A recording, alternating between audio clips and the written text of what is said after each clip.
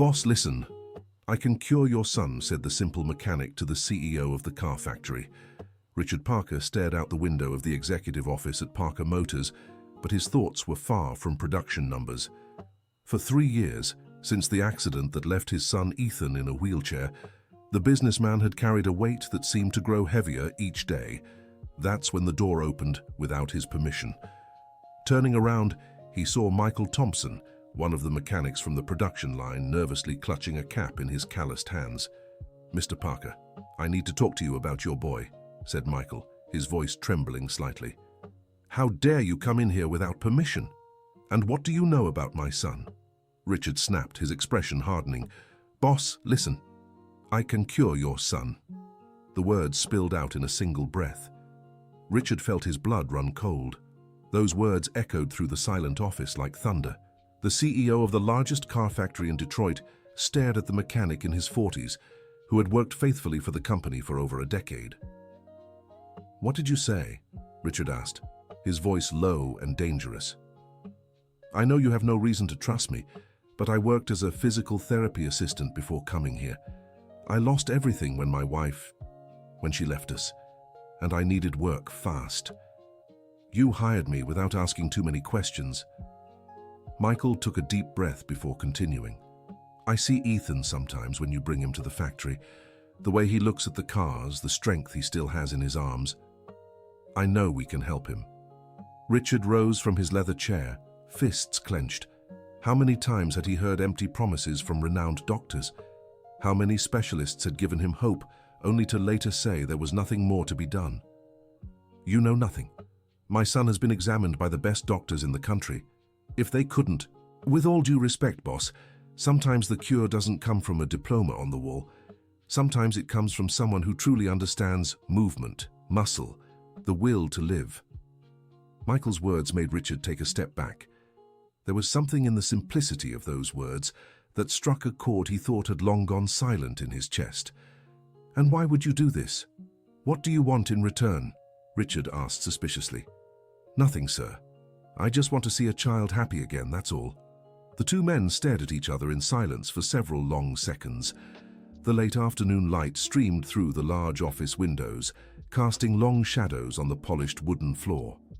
"My son hasn't spoken since the accident," Richard said, his voice thick. "He doesn't smile, he doesn't show interest in anything. How do you plan to cure something we don't even know still exists inside him? Let me talk to him first. Just talk. If I can't get him to at least smile within a week, I'll never mention it again."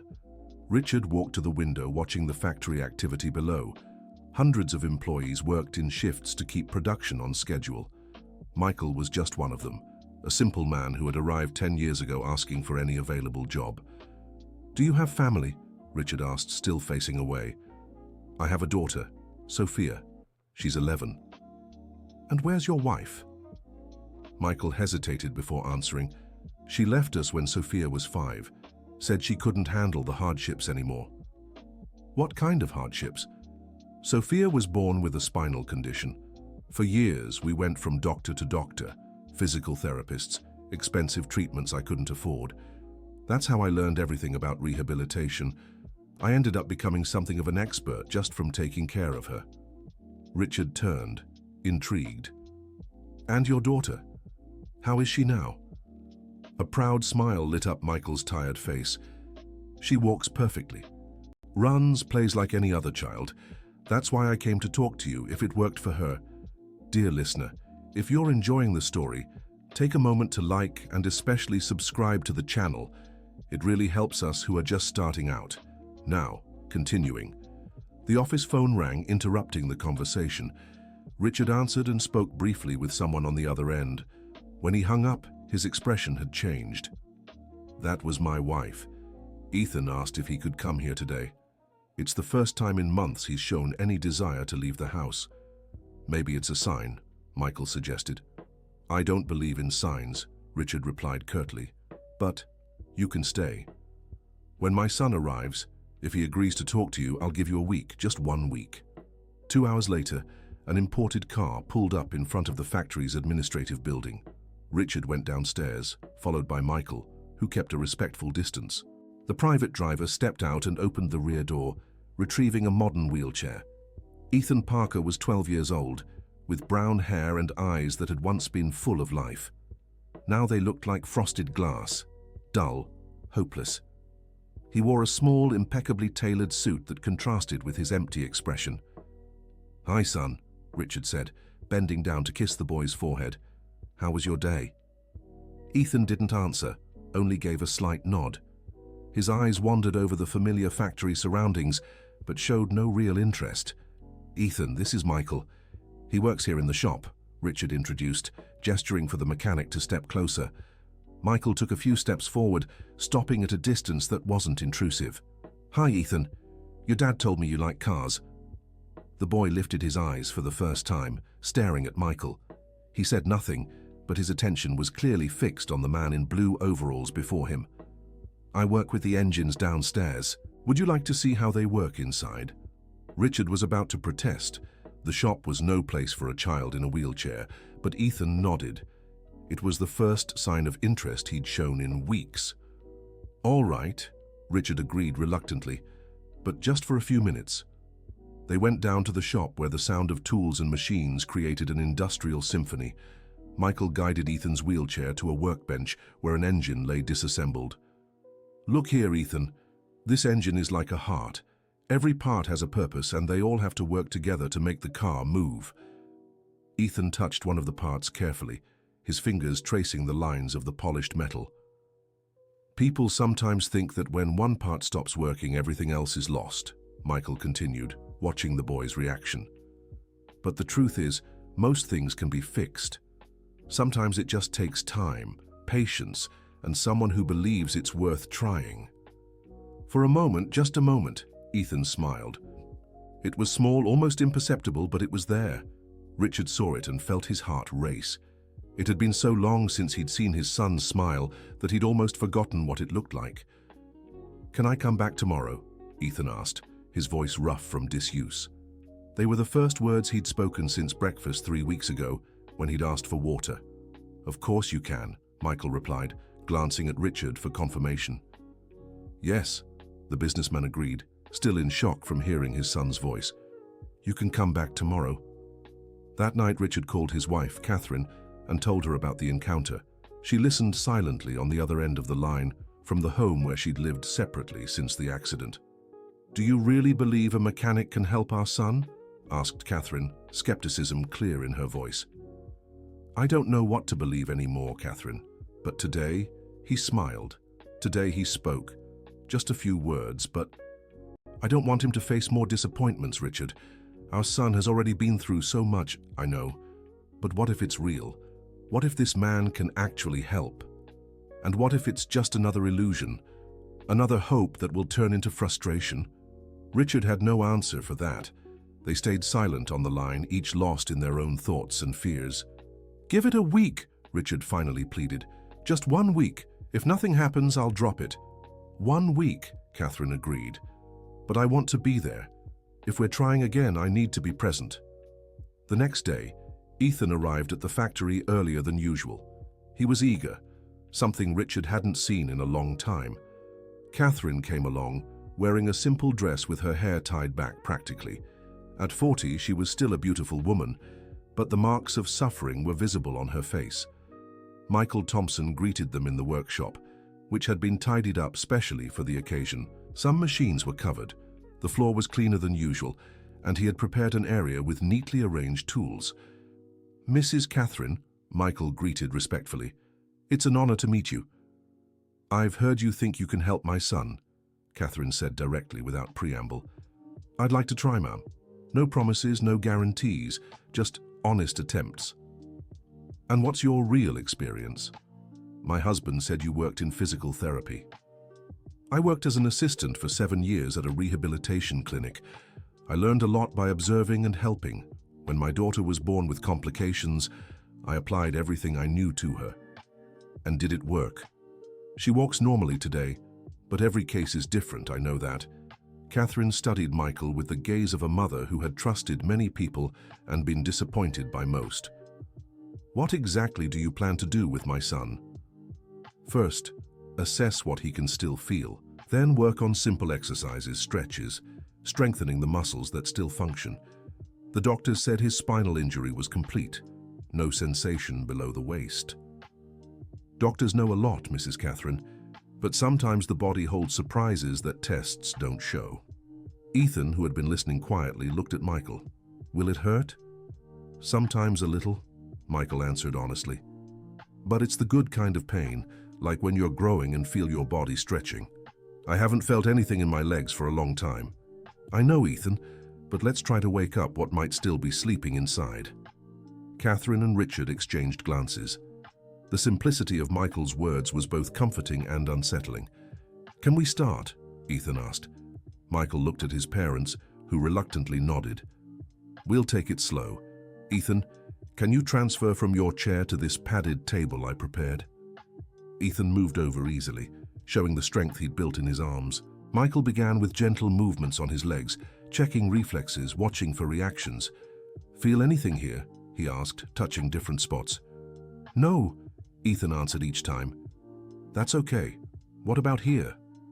Michael touched a spot near the hip. I don't know. Maybe? Ethan hesitated. Maybe is better than no. Maybe means something could still be working. For 40 minutes, Michael worked methodically, testing, observing, making mental notes. Catherine and Richard watched tensely, analyzing every movement, studying every expression on their son's face. That's enough for today, Michael finally said. We'll continue tomorrow. That's it? Catherine asked, disappointed. Recovery is like building a house, Mrs. Catherine. You can't start with the roof. First, we lay the foundations. That evening at Catherine's house, Ethan was more talkative than usual. During dinner, he asked questions about the factory, the cars, how things worked. Mum, do you think I can walk again? He suddenly asked. Catherine nearly choked on her food. It was the first time in 3 years Ethan had asked that question. I don't know, sweetheart, but we can try. Michael said anything worth having takes time. He said that? Yes. He told me his daughter took 2 years to walk properly. Catherine felt a mix of hope and fear. Hope, because it was the first time she saw real interest in her son's eyes. Fear, because she'd been through this before and knew how much it hurt when hopes were shattered. In the following days, the sessions with Michael became routine. Ethan arrived excited, actively participated in the exercises, and asked questions about everything. Michael brought simple equipment, some improvised with materials from the factory itself. This one I made with suspension parts, he explained, showing a device to strengthen the core muscles. Works just like the expensive ones at the clinic, but cost almost nothing. Richard watched everything with growing interest. There was something about Michael's practical approach that made sense. No complex procedures or experimental medications, just steady, dedicated work. But it wasn't all smooth sailing. In the second week, Catherine had an anxiety attack during a session. This is madness, she suddenly shouted. We're filling our son with false hope. Catherine, calm down, Richard tried. Calm down? Our son believes he can walk again. What happens when he finds out it's impossible? Ethan looked at his mother with hurt eyes. Mum, I just want to try. Sweetheart, I don't want you to suffer again, Catherine said, kneeling beside his chair. When you were in the hospital, you asked every day when you could play soccer again. Remember how hard it was when you realized you couldn't? But this is different, Ethan insisted. Michael explains everything. He doesn't promise the impossible. Michael, who had stayed quiet during the argument, finally spoke. Miss Catherine, may I say something? She nodded, still emotional. I'm not promising Ethan will walk. I can't promise that. But I can promise he'll get stronger, healthier, and maybe happier. Even if he never leaves that chair, what we're doing will be good for him. And if you're wrong? What if we're just hurting him? Then I stop. You say the word, and I stop everything. Catherine looked at her husband, then at her son, and finally at Michael. One more week. Just one more week. It was in that third week that something unexpected happened. During a particularly intense session, Ethan suddenly shouted, Stop! Stop! What is it? Michael asked, concerned. My leg. I felt something. Everyone in the room froze. Catherine covered her mouth. Richard held his breath. "Where exactly?" Michael asked, trying to stay calm. "Here." Ethan pointed to his left thigh. It was like a tingling, but different. "Pain?" "No, it was like when you stay in one position too long and then move, you know?" Michael gently touched the spot. "And now?" "Nothing now. But before, I felt it. I swear I did." Catherine began to cry, unsure if it was from joy or fear. Richard stepped closer and took his son's hand. "Are you sure, Ethan?" "Yes, Dad. It was quick, but I felt it." Dear listener, if you're enjoying the story, take a moment to like and especially subscribe to the channel. It helps us a lot as we're just starting out. Now continuing, Michael, despite his excitement, kept his feet on the ground. "This is really good, Ethan, but it might not happen again for a while. The important thing is to keep working." "Do you think it means anything?" Catherine asked. "It could mean there are still functioning connections, or it might have just been a reflex. Only time will tell." That night, Richard called 3 different neurologists, telling them about the episode. The responses were similar. It could be many things, from involuntary muscle contractions to phantom sensations. None of them seemed optimistic. But for Ethan, that moment changed everything. He began dedicating himself to the exercises with renewed intensity, religiously following all of Michael's instructions. "He's different," Catherine remarked to Richard a few days later. "More hopeful." "And you? How are you feeling?" "Terrified," Catherine admitted, "because I'm starting to believe too." It was then that Catherine made a decision that would change everything. "I want to move back home." "What?" Richard couldn't believe what he was hearing. "If we're going to do this, if we're really going to try, I need to be present. Ethan needs stability, a united family." "Catherine, are you sure? We've been separated for 3 years." "I know. And maybe we'll stay separated. But I can live in the house without it meaning we're a couple again. Ethan needs both parents close." Catherine's decision brought a completely new dynamic to the situation. The Parker home, which had been empty and silent for so long, came back to life. But the change also brought tensions. Catherine and Richard had to relearn how to coexist, set boundaries, and find a way to be parents together without being husband and wife. "We can't let our personal issues interfere with Ethan's treatment," Catherine said on her first night back in the house. "I agree. We're partners in this, even if we're not other things." The sessions with Michael continued, now with both parents present daily. The mechanic began noticing the complex family dynamic, but kept his focus entirely on the boy. "Michael, can I ask you something personal?" Catherine said one day while Ethan rested between exercises. "Of course, Ms. Catherine." "How do you stay so optimistic after everything you went through with your daughter, after your wife left?" "I'm not optimistic, Miss Catherine. I'm stubborn," Michael replied with a tired smile. "I've learned that giving up is the only guaranteed way to fail." "And your daughter? How is she handling all this?" "Sophia is curious. She asks about Ethan every day, wants to know if he's improving." "Can she come meet him?" Ethan suggested, having overheard the conversation. Michael hesitated. "I don't know if that's a good idea, Ethan. You two are in similar situations. It might be a bit heavy." "Please?" Ethan insisted. "I've never met another kid who went through the same thing as me." After talking with Catherine and Richard, it was decided Sophia could visit the shop the following Saturday, when it was less busy. Sophia Thompson arrived holding her father's hand, an 11-year-old girl with curly hair and an infectious smile. When she saw Ethan, she approached without hesitation. "Hi, you're Ethan. My dad talks about you every day." "Hi," Ethan replied, a little shy. "Your dad's helping me try to walk again." "Cool, he helped me too. Wanna see?" Sophia took a few steps, then ran a little around the shop, clearly proud of her movements. "Were you born not being able to walk?" Ethan asked. "Not exactly. I could walk, but barely. Fell a lot, felt pain. The doctors said I'd need a wheelchair forever." "And how did you get better?" "Lots of exercise, lots of crying, and mostly believing it was possible. My dad never let me give up." Catherine watched the children's conversation with tears in her eyes. It was the first time in years she'd seen Ethan interacting naturally with someone his age. "Can I teach you a few things?" Sophia offered. "Exercises I used to do that worked." "Of course." Sophia showed Ethan some breathing exercises, visualization techniques she had learned, and most importantly, the mindset of never giving up. "The secret," Sophia said, sitting beside Ethan's chair, "is not to think about the day you'll walk again. It's to focus on today's exercise, just today's." "What do you mean?" "If you keep thinking, 'Oh, when will I ever walk again?' you'll get anxious and discouraged.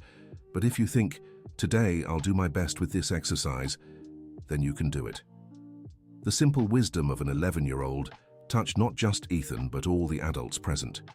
From that day on, Sophia became a constant presence in the sessions. She'd come with her father after school, do her homework while Ethan exercised, and offer encouragement during tough moments. "They're good for each other," Michael remarked to Catherine. "Sophia feels useful helping, and Ethan gets extra motivation." "Your daughter is special, Michael. She has a maturity." Hardship does that to children sometimes. They grow up faster inside, but not everything was smooth. 4 weeks into treatment, Ethan had a serious emotional setback. "I don't want to do exercises anymore," he declared one Tuesday morning. "Why, sweetheart?" Catherine asked. "Because it's not working." "So I thought I felt something, but maybe it was just my imagination. Maybe the doctors are right and I'll never walk again." "Ethan, you can't give up now," Mr. Parker said. "Why not? Why do I have to keep trying something impossible?" Michael, who was preparing the equipment, stopped what he was doing. "Ethan, can I tell you a story?" The boy shrugged but gestured for him to continue. "When Sophia was 5, she spent 3 months without taking a single step. 3 months of daily exercises, trying, pushing, and nothing. One day she came home crying and said exactly what you just said." "What did you do?" "I stopped the treatment." "Stopped?" Ethan was surprised. "Stopped? For a whole week? Let her be a normal kid, no exercises, no pressure, nothing. And then?" "Then she asked to go back herself." "Know why?" "Why?" "Because she realized stopping hurt more than keeping on trying. As long as she tried, there was hope. When she stopped, all that was left was resignation." Ethan grew thoughtful for a few minutes. "What if I stop for a week too? If that's what you want, we stop." "No!" Catherine exclaimed. "Michael, he can't stop now." "Ms. Catherine, forcing it won't work.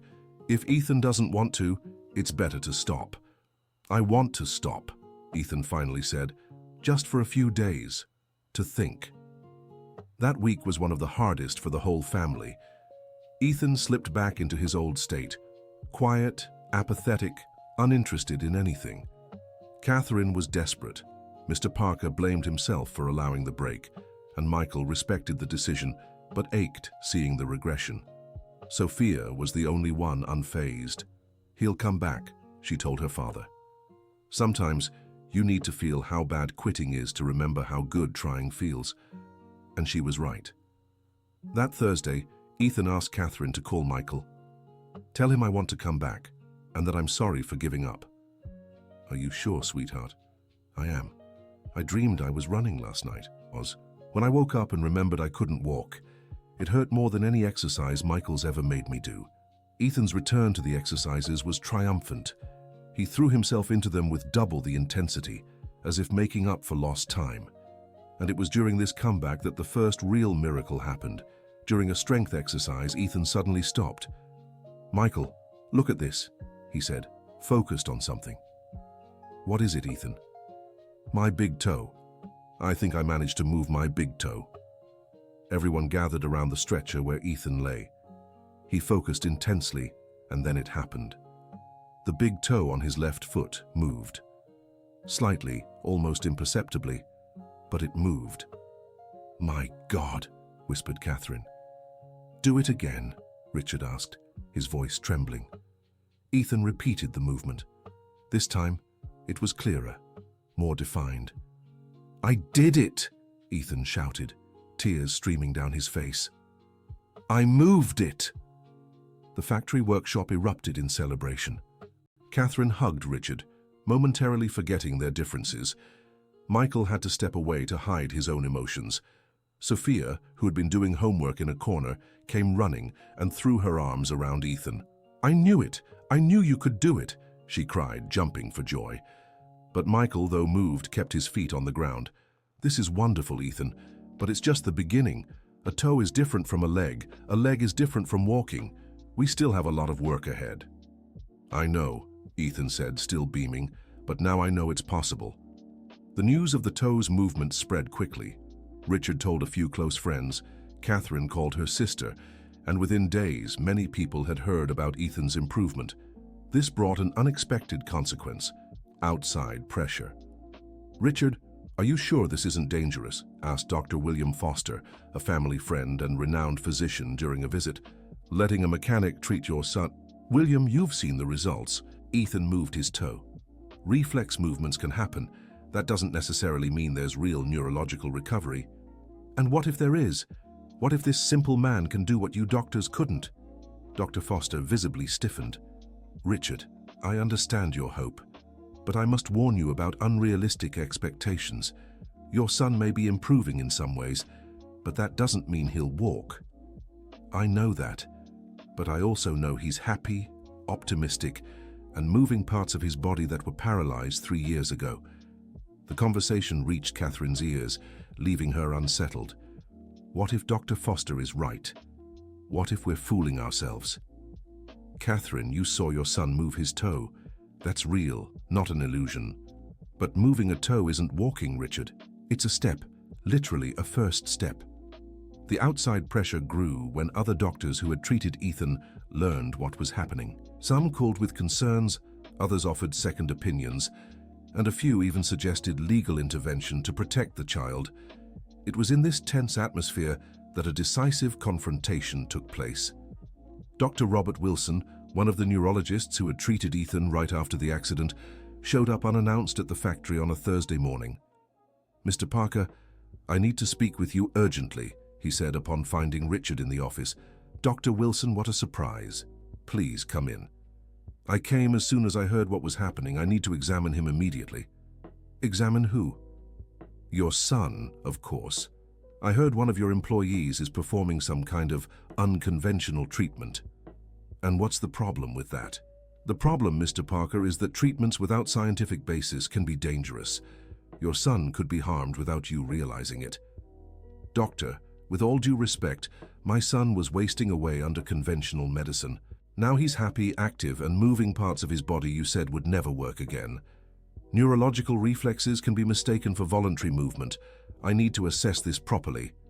Richard was about to respond when Ethan arrived for his daily session, accompanied by Catherine. "Dad, Dr. Wilson!" Ethan exclaimed upon seeing the doctor. "Doctor, do you want to see something amazing?" Before anyone could stop him, Ethan focused and moved his big toe, then the other toes, and finally managed to slightly flex his ankle. Dr. Wilson was stunned. "How is this possible?" "Michael taught me how to wake up the muscles that were asleep," Ethan explained proudly. "Would you like to meet him?" Yes, I would." They went down to the workshop where Michael was preparing the equipment for the session. When he saw the doctor, he visibly tensed up. "Dr. Wilson, this is Michael Thompson," Mr. Parker introduced. "Michael, this is one of the doctors who treated Ethan right after the accident." "Doctor," Michael greeted respectfully. "Mr. Thompson, may I ask about your technical background?" "I don't have formal training, doctor. I learned by working in a clinic for a few years." "And you believe you're qualified to treat a spinal cord injury?" "I'm not treating anything, doctor. I'm just helping Ethan exercise his muscles and keep hope alive." "With what methods?" "Basic physical therapy exercises, strengthening, stretching. Nothing complicated." Dr. Wilson eyed the improvised equipment with disapproval. "And these devices, are they approved for medical use?" "They're not medical devices, doctor. Just simple adaptations to make the exercises easier. This is highly irregular. Uncertified equipment could cause injuries." Ethan, who had been listening, spoke up. "Doctor, can I say something?" "Of course, Ethan." "You examined me many times and always said I'd never improve. Michael never promised I'd walk again, but he taught me to never stop trying. Who do you think is helping me more? The direct and innocent question left the doctor speechless for a few seconds. Ethan, medicine is a complex science. Sometimes results take time. 3 years, doctor. 3 years waiting for medicine's results. In 6 weeks with Michael, I started moving my legs again. Dr. Wilson turned to Richard. Mr. Parker, I must officially warn you about the risks of what's happening here.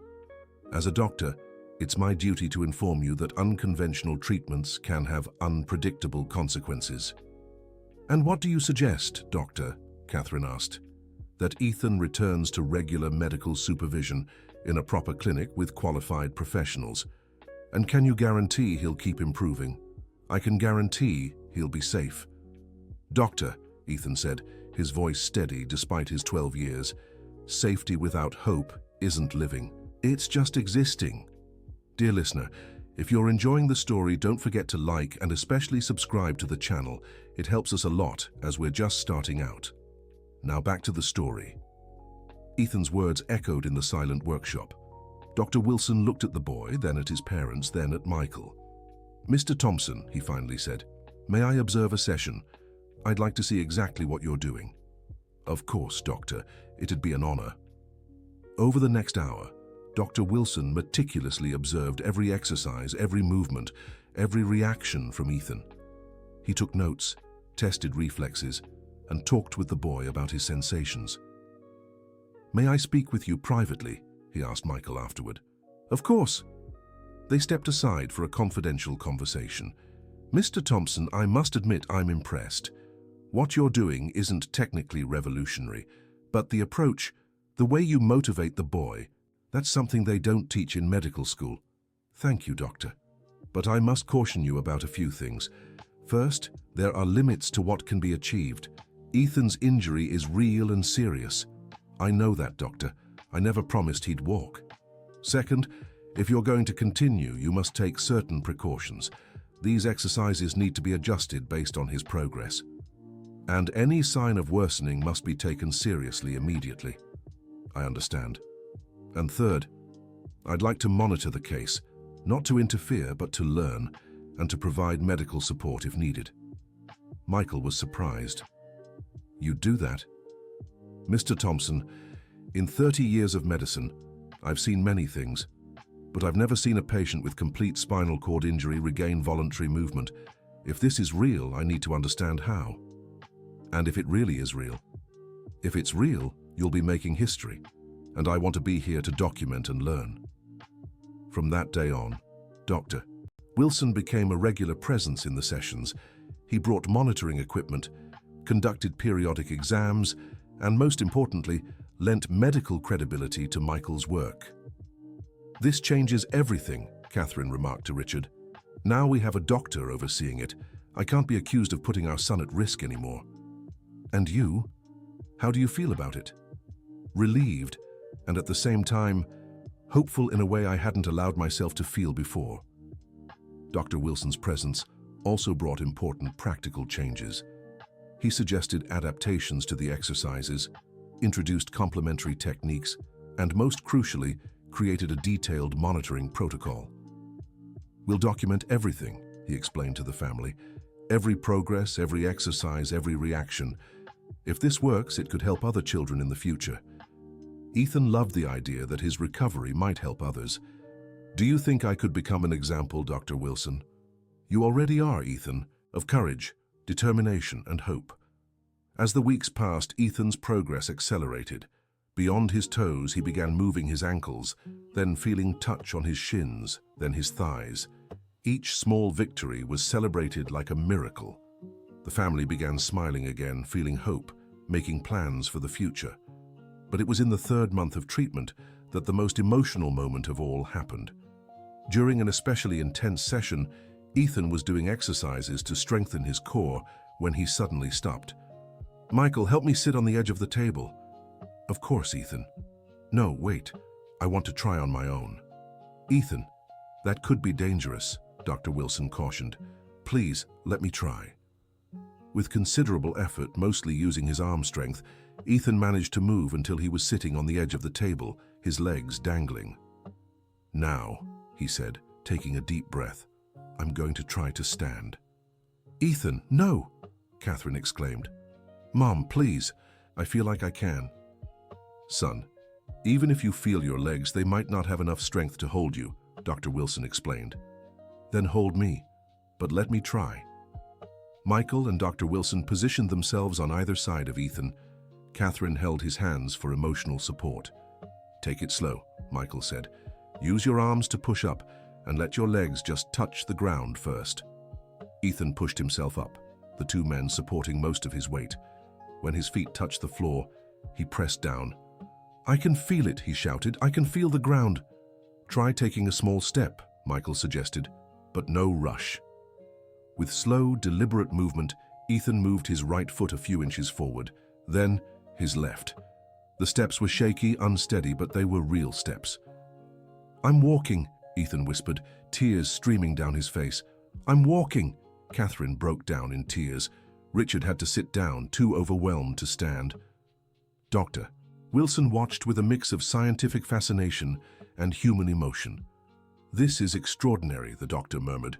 Simply extraordinary. Sophia, who was present at the session, ran to hug Ethan. You did it, just like me. You did it. The embrace of the two children, one who had regained the ability to walk years earlier, the other who had just taken his first steps in 3 years, was one of the most touching moments anyone present had ever experienced. But Michael, even in the height of emotion, remained practical. Ethan, this is wonderful, but now you need to sit down and rest. Your muscles aren't ready to support weight for long yet. How long until I can walk on my own? Asked Ethan back in his wheelchair. I don't know, Ethan. It could be weeks, months, or longer, but now we know it's possible. And will I be able to run? Let's take it slow. First, learn to walk steadily, then we'll think about running. That evening, the Parker household had its first family dinner in 3 years. Catherine cooked Ethan's favorite meal.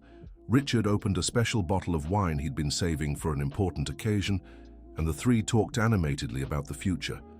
Mom, when I can walk properly again, can I go back to a regular school? Asked Ethan. Of course, sweetheart. You can do anything you want. And play soccer. We'll see, Ethan.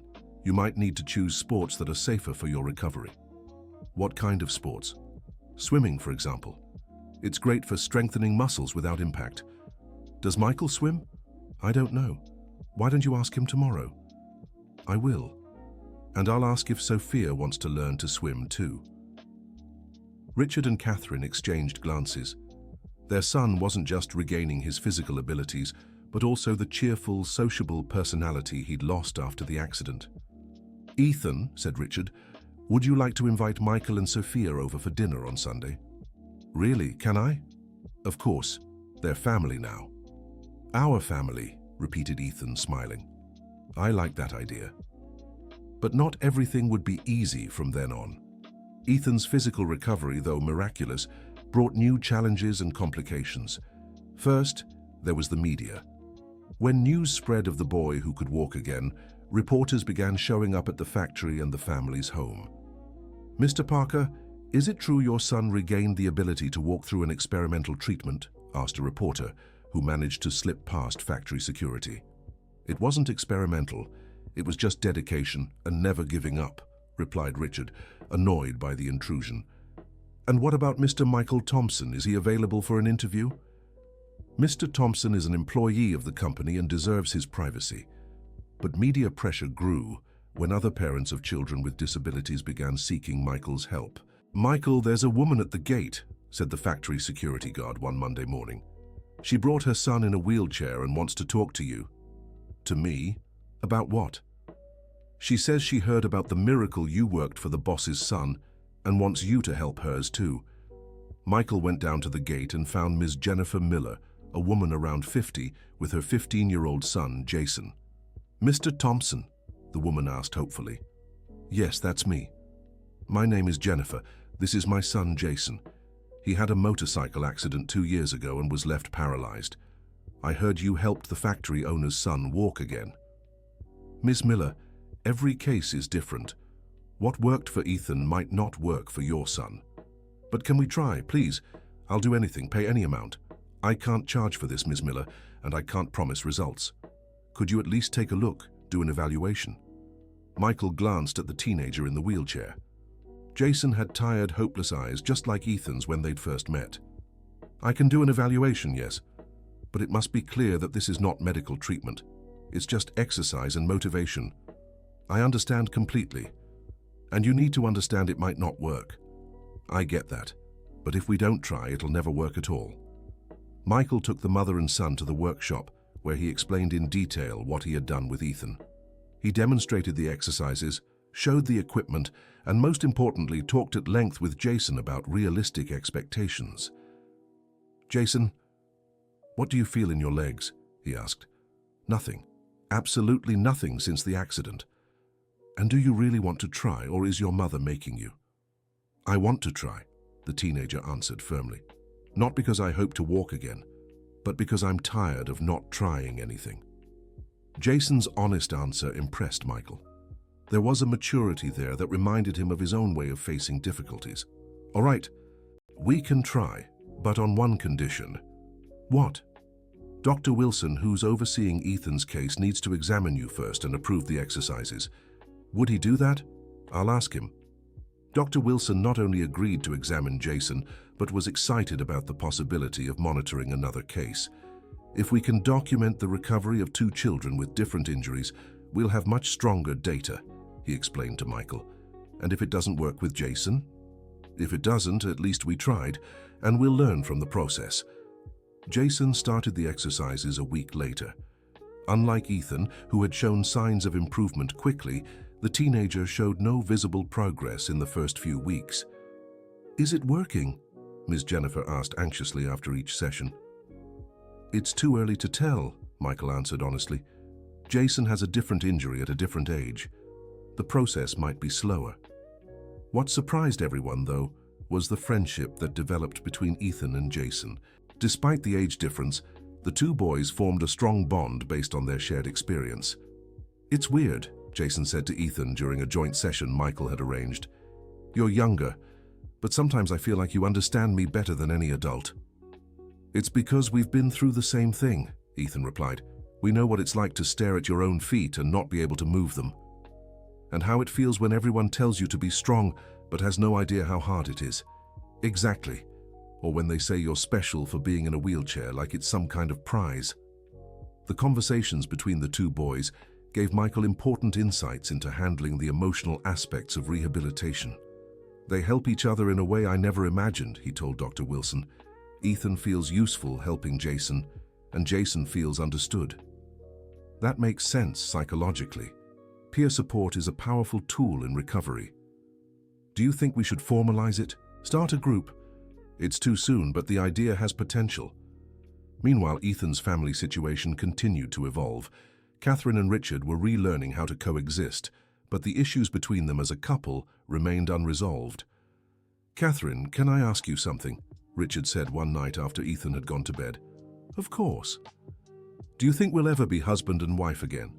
Or will we always just be parents living in the same house? Catherine took a long time to answer. I don't know, Richard. A lot has changed. We've changed. Maybe we're different people than we were before the accident. And is that bad? Not necessarily. Maybe we're better people, but being better doesn't mean we're compatible as a couple. I see. But can I say something? I like the person you've become.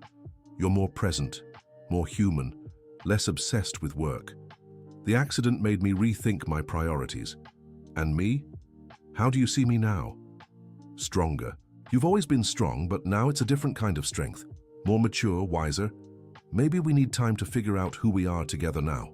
How much time? As long as it takes. No rush, no pressure. Ethan needs stability, and so do we. This conversation marked a new chapter in the couple's relationship. They stopped forcing themselves to return to what they once were and began building something new. Meanwhile, Ethan's recovery continued to progress. After 2 months of taking a few steps with support, he began walking on his own. Michael, look, he shouted one Friday morning. 10 steps all by myself. Fantastic, Ethan. But remember our rule? I know. Stop before I get too tired so I don't push too hard. The discipline Michael had taught him was working. Ethan was regaining movement gradually but consistently, without setbacks or injuries from overexertion. It was during this time that something unexpected happened. Jason showed signs of improvement. "Michael," he said during a session, "I think I felt something." "Where?" "In my right thigh. It was very faint, but I felt it." Dr. Wilson, who was present, immediately conducted more detailed tests. "Jason, I'm going to touch a few points. Tell me if you feel anything." To everyone's surprise, Jason correctly identified 3 out of the 5 points touched. "This is remarkable," murmured Dr. Wilson. "Jason, you haven't felt anything in 2 years?" "Nothing. 0. Until last week." "And now?" "Now it's like something's waking up inside. Very slowly, but waking up." The news of Jason's improvement spread quickly among the families. Ms. Jennifer cried with joy. Ethan was thrilled to see his friend getting better, and even Catherine and Mr. Parker were moved. "2 children," Catherine said to Mr. Parker that night. "2 children the doctors said would never improve. And all thanks to one simple man no one took seriously. Not just thanks to him, thanks to never giving up." Do you think this will change anything in the world in medicine? I don't know about the world, but it's already changed our family forever. And it truly had. The Parker home, which for 3 years had been a place of sadness and silence, was now filled with laughter, plans for the future, and above all, hope. Ethan returned to regular school, initially in a wheelchair but gradually beginning to walk the halls. His classmates were fascinated by his recovery, and he became something of a local celebrity. "Ethan, how did you manage to walk again?" a classmate asked. "With a lot of exercise, a lot of patience, and most of all, never giving up," Ethan replied, repeating words he'd learned from Michael. "And did it hurt?" "Sometimes. But hurting while you're trying is different from hurting while you're giving up." Ethan's early wisdom impressed teachers and classmates alike. The experience had matured the boy remarkably. Jason, inspired by his younger friend's progress, intensified his own exercises. His recovery was slower than Ethan's, but steady. "Jason stood on his own for 30 seconds today," Michael told Dr. Wilson. "And how is he emotionally?" "Much better. At first he was bitter, angry, now he's more hopeful.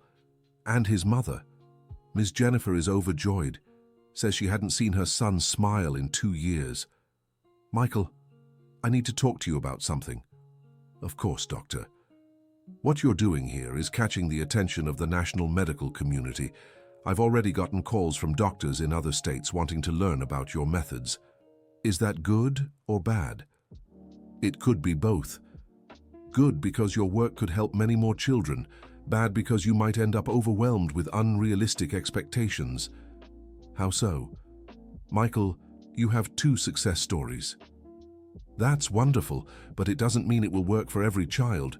If you start taking on too many cases, you might end up frustrated, and so will the families." "What do you suggest?" "That we continue documenting these 2 cases and maybe accept 1 or 2 more. But we must be very careful in selecting them." "That makes sense. And there's something else. I'd like to write a scientific paper about the work you're doing.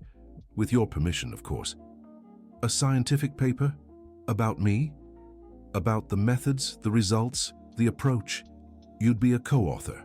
"Doctor, I barely finished high school. How can I be a co-author of a scientific paper?" "Knowledge doesn't come just from a diploma, Michael. You've developed something that works. That's worth more than many degrees." Dr. Robert Wilson's proposal left Michael Thompson deep in thought. He had started out just wanting to help Ethan, and now he was being invited to contribute to official medicine. "Can I think about it?" "Of course. But I want you to know I consider you one of the best therapists I've ever met, formal or informal." While Michael considered the proposal, important changes were happening in Ethan's life. After 4 months of recovery, he was walking steadily and even starting to jog slowly. "Dad, can I ask you something?" Ethan said during a Sunday dinner that now regularly included Michael and Sophia. "Of course, son. I'd like to throw a party to thank everyone who helped me." "What kind of party?" "A party here at home. Invite Dr. Wilson, Jason, Miss Jennifer, some school friends, and especially Michael and Sophia." That's a wonderful idea, Catherine agreed. When do you want to have it? On my birthday. I want to celebrate another year of life and my return to walking. Ethan's 13th birthday became a milestone for the entire extended family that had formed around his recovery. Doctor, Wilson arrived with a special gift. The first pages of the scientific paper about Ethan's case, with a dedication to Ethan Parker, who taught us that medicine isn't just in books, but in the hearts of those who care. Jason and Ms. Jennifer brought a homemade cake, and Jason had prepared a speech about how meeting Ethan had changed his life. Sophia, now 12, had arranged a special dance performance showcasing movements she had relearned during her own recovery years earlier. But the most emotional moment of the party came when Ethan asked for everyone's attention. I want to say something to all of you. A year ago, I thought my life was over. I didn't speak. I didn't smile. I had no hope for anything. Ethan, you don't have to, Mr. Parker began. Let me finish, Dad. This is important. The boy took a deep breath and continued. Today, I can walk, run, and dream about the future again. But more importantly, I've learned that we should never give up. Not on ourselves and not on the people we love. Well said, son, Catherine replied, moved. But I'm not done. Michael, you changed my life, not just because you taught me to walk again, but because you taught me to believe again. Michael was visibly emotional, trying to hide his tears. And now I want to give back. Dad, Mom, would you agree if I asked Michael for something? That depends on what it is, Mr. Parker said, curious. Michael, would you be my godfather, officially? The silence that followed was heavy with emotion. Michael looked at Mr. Parker and Catherine for approval. It would be an honor, Mr. Parker replied. If Michael accepts, of course. I don't know what to say, Michael stammered. Say yes, Sophia shouted. Then you'll be like my brother. So, yes, it would be the greatest honor of my life. The embrace between Ethan and Michael was photographed by Catherine and became one of the family's most treasured images. Doctor, Wilson seized the moment to make an announcement. Since we're all here, I have some news. The hospital where I work has approved the creation of a pilot program for unconventional rehabilitation. Michael, would you like to formalize your participation? How so, Doctor? You'd be hired as a specialized therapist. You'd work with a medical team but use your own methods. It would be a partnership between formal medicine and practical approach. Does that mean he'd leave the factory? Asked Mr. Parker, concerned. Not necessarily, it could be part-time. Michael would keep his job here and spend a few hours a week at the hospital. And Sophia? Michael asked. Who would take care of her?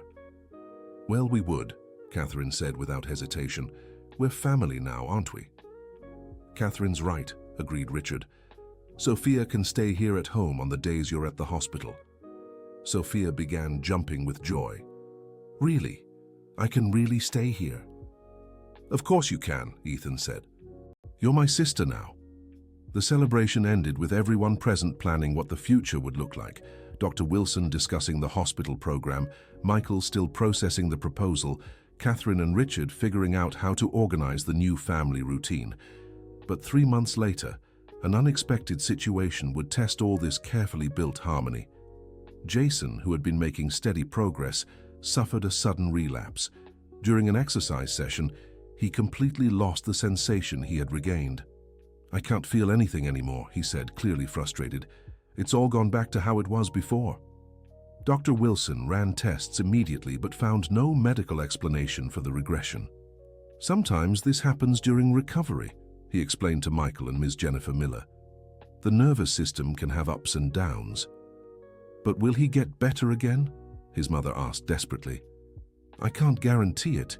It might be temporary or it might be permanent. The news shook Jason deeply. The teenager who had regained hope and motivation slipped back into his previous depressive state.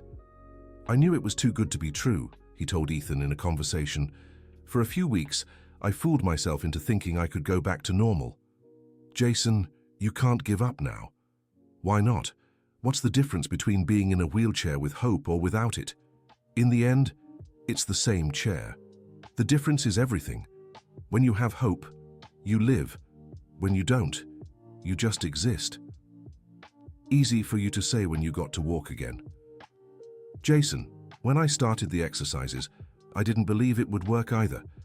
There was even a week when I stopped everything, completely gave up. So stopping was worse than trying. Much worse. The conversation between the two boys was witnessed by Michael, who realized Ethan was maturing not just physically, but emotionally. Ethan's becoming a natural therapist, he remarked to Dr. Wilson. He talks to Jason in a way we adults can't. That's common in people who've gone through similar trauma.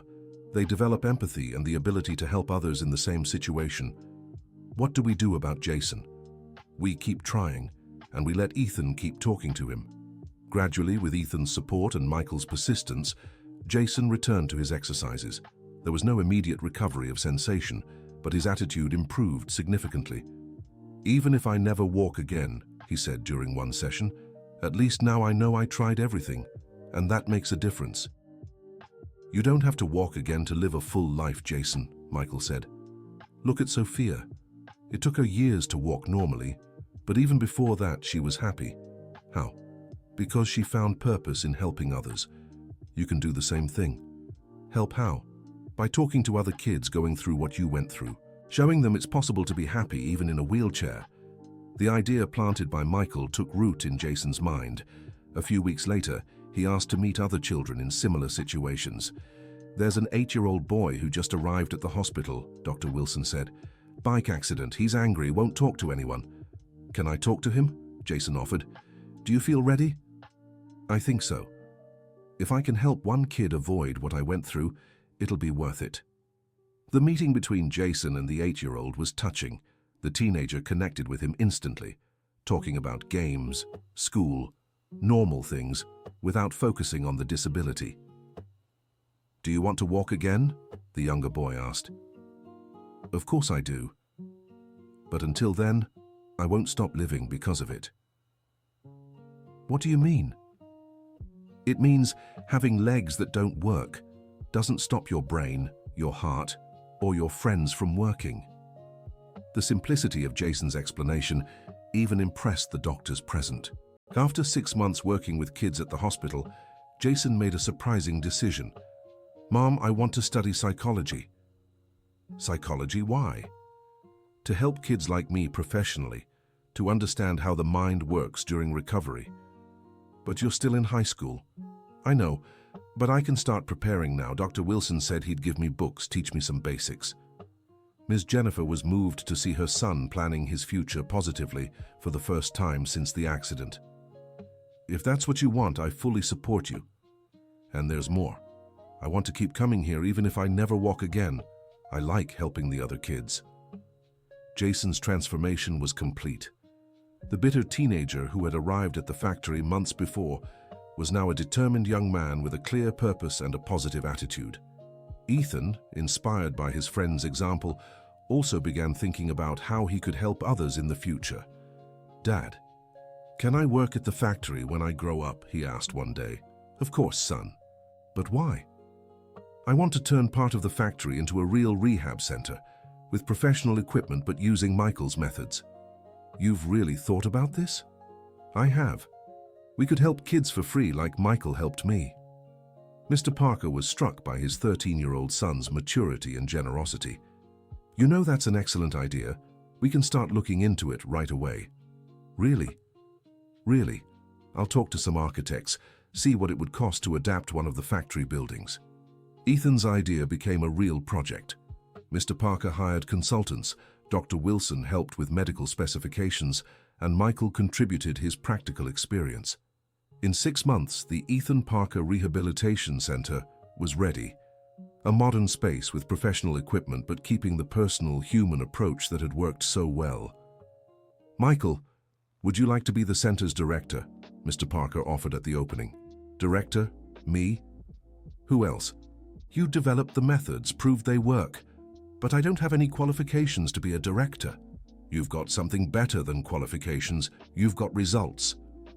"And Dr. Wilson could be the medical director," Catherine added. "It'd be a perfect partnership." Dr. Wilson agreed enthusiastically. "Michael, we could create something revolutionary here, combining formal medicine with a human approach. We could help hundreds of kids. And Jason could be our first psychology intern, Ethan suggested, when he's ready. What about Sophia? Michael asked. What would she think of all this? Why don't you ask her? Suggested Catherine. Sophia, now 13, listened to the proposal with shining eyes. Dad, you could help so many kids like you helped me. Of course you have to say yes. But that would mean big changes in our lives. Good changes. And besides, Ethan and I will be here to help with the sessions when you need us. Have you two already talked about this? Asked Michael, surprised. We have, admitted Ethan. Sophia and I want to help other kids too. How would you help? By talking to them, showing them it's possible to get better, being living proof that it's worth trying, explained Sophia. You two are amazing, said Michael, moved. All right, I accept. The opening of the Ethan Parker Rehabilitation Center was an emotional event. Several families were present, many hoping for the chance to begin treatment. Ethan gave the opening speech. 2 years ago, I thought my life was over. Today, I know it was just beginning in a different way. This center exists to show that it's never too late to try, never too early to hope, and never impossible as long as someone believes in you.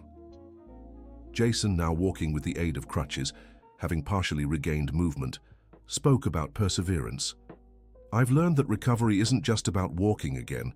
It's about dreaming again, planning again, believing tomorrow can be better than today. Sophia performed an adapted dance routine, showcasing movements she'd created during her own recovery. And Michael, the simple man who had started it all just wanting to help one child, spoke about the center's philosophy. Here, we don't promise miracles. We promise honest effort, dedicated work, and most of all that no one will give up on you as long as you don't give up on yourself. Catherine and Richard watched everything with immense pride. The accident that had shattered their family 3 years earlier had become the foundation for something much greater. Catherine, Richard whispered during the speeches, do you think without Ethan's accident we'd have discovered all this? This extended family, this purpose, this happiness? I don't know. Maybe not. But I also know I wouldn't wish the accident on anyone. Of course not. But since it happened, at least something good came out of it. So much good. Our family, Ethan's recovery, Michael's work, our friendship with Sophia and Jason. And us. What are we now? Catherine took a moment to answer, watching Ethan chatting animatedly with a child who had just arrived at the center. We're a family. Maybe not in the traditional way, but we're a family that works. And as a couple? We're still figuring that out, but for the first time in years, I have hope we can figure it out together. In its first year, the Ethan Parker Rehabilitation Center helped 43 children. Not all showed significant physical recovery, but every one of them saw improvements in quality of life, self-esteem, and future outlook. Ethan, now 14, had become something of a mascot for the center. He was always there after school, talking to new kids, demonstrating exercises, sharing his own story. Ethan's a natural therapist, Dr. Wilson remarked to Michael. He has a special way of connecting with the kids. It's because he's been through it himself. He knows what it's really like. And Sophia, too, she has a natural gift for it. Do you think they'll pursue careers in this field? Ethan's already expressed interest in studying medicine, and Sophia wants to be a physical therapist. What about Jason? How's he doing? Graduated high school with top marks, starting psychology next year. And his leg movements? Improved a lot. He uses a cane now, no more crutches. But most importantly, he's happy, productive, with clear goals. 2 years after the center's opening, something no one expected happened. Catherine and Richard Parker got married again. Why did you decide to remarry? Ethan asked, curious. Because we realized we're different people than we were before, Catherine explained. And these different people love each other in a new way. Better or worse than before? Different, Richard replied. More mature, more aware, more grateful. And stronger, Catherine added. We went through the worst thing that can happen to a family and came out more united. Can I ask you something? Ethan said. Of course. If you could go back in time and prevent my accident, would you? The question caught his parents off guard. Catherine and Richard exchanged glances, clearly unsure how to answer. "That's a tough question, son," Richard finally said. "The accident was terrible. Seeing you suffer was the hardest thing we've ever been through. But," Catherine continued hesitantly, "but everything that came after, our expanded family, the center, the kids we've helped, the person you've become, none of that would have happened without the accident." "And do you think it was worth it?" "It's not for us to decide if it was worth it," Richard said. "That's up to you." Ethan thought for a few minutes. "I think it was. Not because of the accident itself, that was horrible, but because of everything we managed to build from it." "Are you sure?" "I am. If I could go back in time, I'd change some things. Maybe avoid years of depression, try to accept help sooner. But in the end, I'd want to arrive at the same place we are now." Ethan's emotional maturity at 15 impressed everyone around him. He had grown not just into a physically healthy young man, but one who was emotionally balanced and with a clear sense of purpose. "Dad, can I tell you a secret?" Ethan said one evening. "Of course, son. Sometimes I'm glad the accident happened." "Why?" "Because it led me to meet Michael, Sophia, Jason. It showed me how strong you both are. It made me realize I can help others." "And you don't resent losing 3 years?" "I didn't lose 3 years. I used 3 years differently. I learned things I wouldn't have if I'd just been playing and studying like normal." "What kind of things?" "Patience, perseverance, empathy, and most of all, that we should never give up on the people we love." Richard hugged his son, moved by the wisdom in those words. On the center's 5th anniversary, Ethan gave a speech that summed up everything he'd learned. "When I was 12, I thought walking was all that mattered in life. Now I know walking is just one of many ways to move through the world. What's important is to keep moving, one way or another, always forward, always helping someone else move with you." The center had become a national benchmark for compassionate rehabilitation. Michael had co-authored 3 scientific papers with Dr. Wilson and was giving lectures at medical conferences across the country. Sophia graduated as a physical therapist and became an official staff member at the center. Jason finished his psychology degree and opened his own practice, specializing in care for people with disabilities. And Ethan? Ethan became a doctor, specialized in neurology, and at 25, he took over as medical director of the center that bore his name. "Michael," Ethan said the day he officially assumed leadership, "do you remember what you told me the first day we met?" "Not exactly. Why?" "You said sometimes healing doesn't come from a diploma on the wall, but from someone who truly understands movement, muscle, and the will to live." "Oh yes, and do you agree?" "Completely. That's why I want you to stay on as general director. I may have the diploma, but you have the heart. Ethan, you don't have to..." "Yes, I do. This place works because it combines technical knowledge with genuine love. You represent the love, I can represent the knowledge. Together, we keep helping children. What if I accept? If you accept, we'll expand the center, open branches in other cities, train other therapists in your methods, help thousands of children across the United States." Thousands, thousands, maybe tens of thousands. It all started with a boy in a wheelchair and a mechanic who cared. There's no limit to how far this can go. End of story. Now tell me what you thought of this story of perseverance and hope. Do you believe it's possible to find strength in the toughest moments? Have you ever been in a situation where someone simple made all the difference? Share your thoughts in the comments, and most importantly, subscribe to the channel so you don't miss other heartwarming stories like this one.